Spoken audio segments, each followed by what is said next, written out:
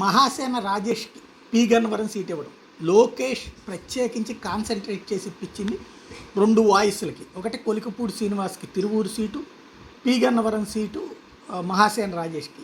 చాలా రోజుల ముందే వాళ్ళిద్దరికీ చెప్పడం వల్ల మహాసేన రాజేష్ అయితే బాగా హోంవర్క్ కూడా చేసుకున్నారు పి గన్నవరం. అయితే లోకల్గా ఉన్నట్టు తెలుగుదేశం నేతలకు నచ్చలేదు, అయినా సరే తన పని తను చేసుకుంటూ పోతున్నాడు సీరియస్గా. అయితే రాజేష్ అప్పుడు సీతమ్మ వారి గురించి, రాముల వారి గురించి చేసిన వ్యాఖ్యల దగ్గర నుంచి చూస్తే ఎంతటి దైవదూషణ, హిందుత్వం అంటే ద్వేషం, హిందూ అమ్మాయిల్ని పటాయించి పట్టుకొస్తే 10 లక్షల దాకా ఇస్తామన్నటువంటి పిలుపులు, ఇలాంటివన్నిటిది ఇప్పుడు బాగా వైరల్ అవుతున్నాయి. ఎందుకంటే హిందూ సంఘాలు ఎక్కువ మంది ఆగ్రహావేశాలు వ్యక్తం చేస్తూ పోస్టులు చేస్తున్నారు. ఈ నేపథ్యంలో పి గన్నవరం సీటు జనసేనకి ఇచ్చేటటువంటి అవకాశం ఉంది అన్న ప్రచారం జరుగుతుంది. ఇది కేవలం ప్రచారమే, వాస్తవానికి అలాంటి అవకాశం ఉండదు. ఎందుకంటే తెలుగుదేశానికి అక్కడ గెలవలేమన్నటువంటి నమ్మకంతోనే ఇటు పక్కన జనసేనకి గెలవలేమన్న నమ్మకంతో తెలుగుదేశం పార్టీకి ఇచ్చింది.